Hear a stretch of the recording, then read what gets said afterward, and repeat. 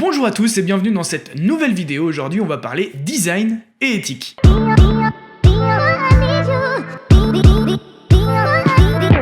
Qu'est-ce que le design éthique? Le design éthique permet de transformer l'approche du designer sur les missions qui lui sont confiées. L'éthique dans le design vise à créer une déontologie officieuse qui permet d'appréhender une approche générale sur le métier. Une approche qui remet l'homme, donc l'utilisateur, au centre de l'attention. Donc on est très proche d'une démarche d'UX design. Quand j'ai commencé à m'intéresser à ce sujet-là, je me suis vite rendu compte que c'était un peu comme des poupées russes. Un sujet en cachait un autre, et j'ai vite vu apparaître une complexité et des sujets à tiroir. Donc dans cette vidéo, et pour respecter le format de mes vidéos, je vais vous faire une synthèse rapide de ce qu'est le design éthique.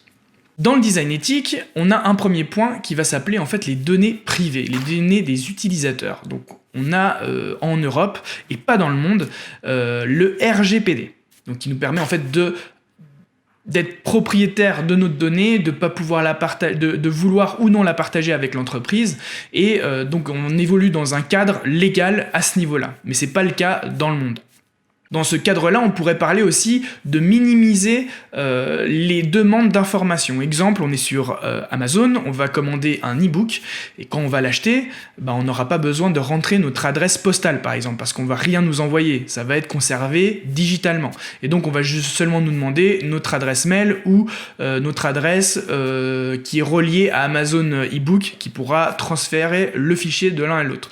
Donc, on essaye de demander le minimum d'informations, ou dans ce cas-là, de donner des informations utiles et pas du tout des informations générales. On ne va pas nous demander où on habite, qui est notre conjoint, etc. Dans un deuxième temps, il y a la grande thématique des dark patterns.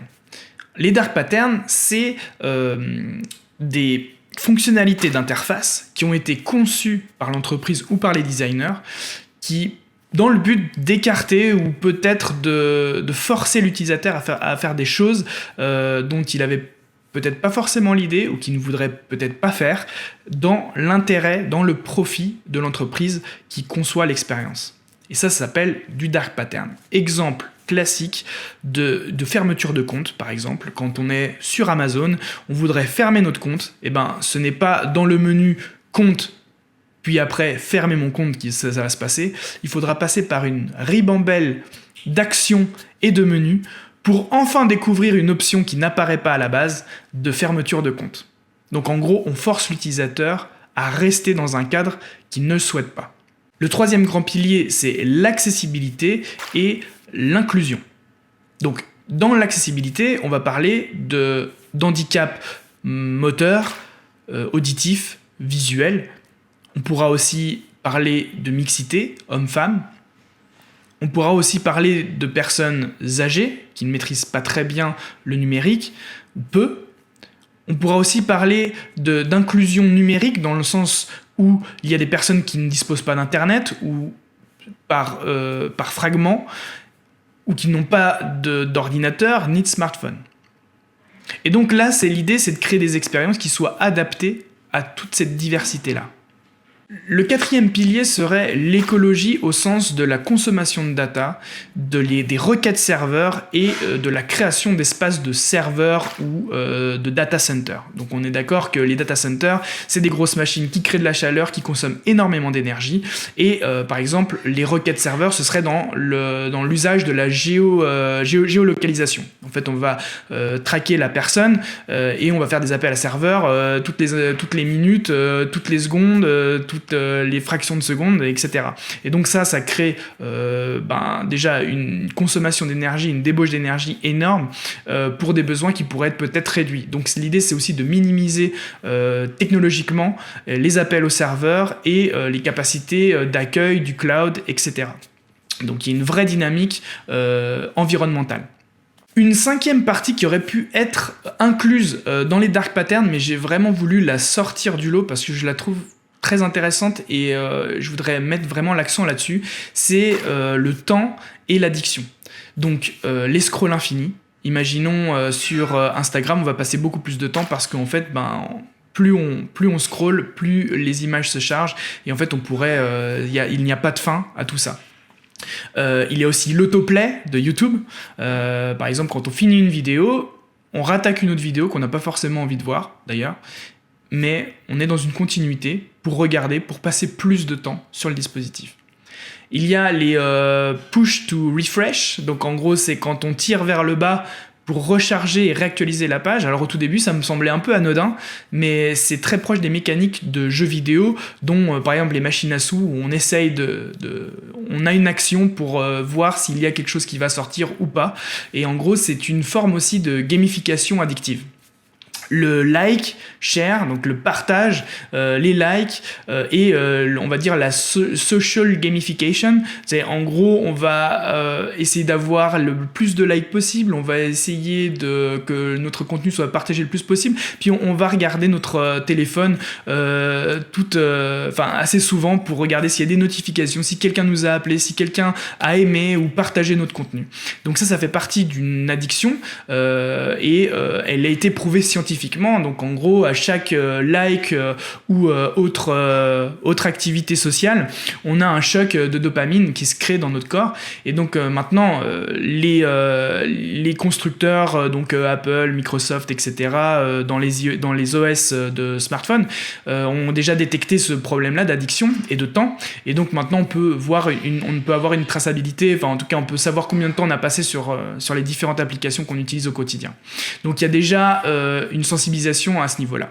Le 6e point, ça serait en fait l'imbrication de cette solution, de ce produit dans un système. Parce qu'en fait, en gros, quand on développe un produit, une solution, on pense qu'à ça et on se concentre sur l'expérience utilisateur la plus belle, la meilleure, la plus optimisée, la plus adaptée à nos clients. Mais souvent, on oublie le contexte autour, le système qui va autour. Donc, je vais vous donner un exemple clair sur les trottinettes électriques.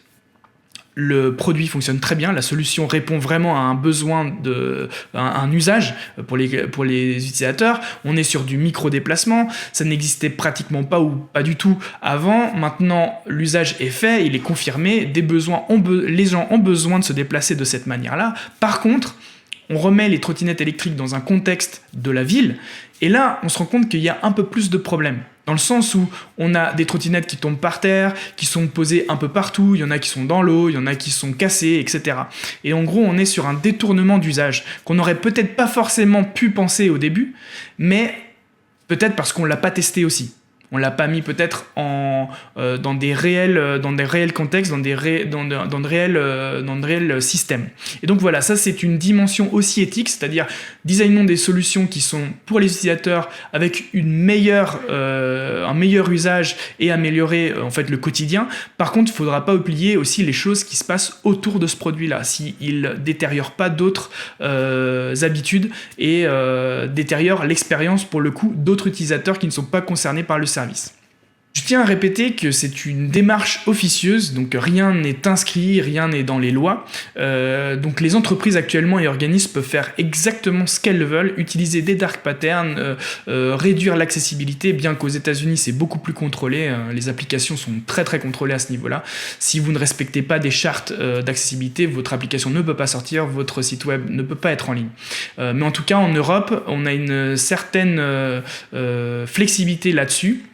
Et donc voilà, moi le but c'était de sensibiliser les gens sur l'éthique, de mieux aussi consommer dans le sens où d'être plus conscient de la consommation qu'on fait au niveau du numérique, des applications, des sites web, etc. De ne pas accepter non plus tout ce qui se fait. Et aussi, surtout, on va dire aux concepteurs, aux développeurs, toutes ces personnes, tous ces acteurs du nouveau monde de demain et des créations numériques, d'être sensibilisés à ces questions-là, ces thématiques-là qui me paraissent fondamentales aujourd'hui. C'est surtout une question de se dire quel monde on veut pour demain. J'espère que cette vidéo vous aura plu et si vous avez des choses à rajouter, n'hésitez pas, je pense que c'est pas totalement exhaustif, on est vraiment au début de tout ça. Si le sujet vous intéresse, je vous laisserai des liens dans la description et je vous dis à la prochaine pour une nouvelle vidéo.